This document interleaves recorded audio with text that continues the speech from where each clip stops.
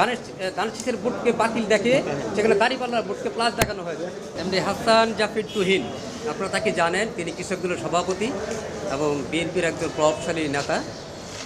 তিনি সংসদীয় আসন ৭০ পাবনা ৩ থেকে বিএনপির টিকিটে নির্বাচন করেছিলেন। তার প্রতিদ্বন্দ্বী প্রার্থী ছিল মোহাম্মদ আলী আসগর, জামাত ইসলামের প্রার্থী। তো ওনাকে আপনারা জানেন যে উনি অনলি ৩,০০০ সামথিং ভোটে তাকে পরাজিত দেখানো হয়েছে।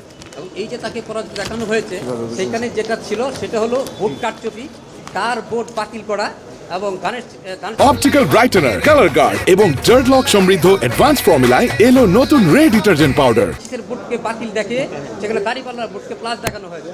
এবং কিছু কেন্দ্রে এই যে ধানের শীষের যারা এজেন্ট ছিল তাদেরকে জোর করে বের করে দেওয়া হয়েছে। এখানে প্রশাসনের কিছু লোক ছিল জড়িত এবং দাঁড়িপাল্লার লোকজনরা জড়িত ছিল। এটি আমরা অভিযোগ করেছি কোর্টে, এবং কোর্টে আমরা আরও বলেছি যে তারা যে হিসাব দিয়েছে সেই হিসাবের মধ্যে গরমিল আছে, যে ভোট কাউন্টিংয়ের যে হিসাব, এই কাউন্টিংয়ে গরমিল আছে।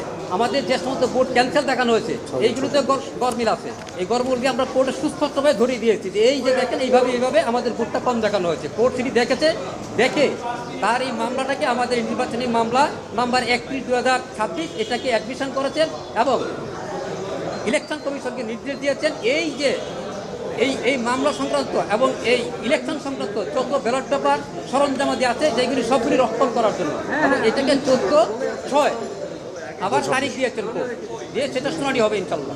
এবং এখানে আমরা যেটা বলতে চাই যে এই যে কারচুপি এবং অনিয়ম, এই অনিয়মটা যদি না হইতো তাহলে এই ধানের শীষের প্রার্থী নিশ্চিত জয় লাভ করতে।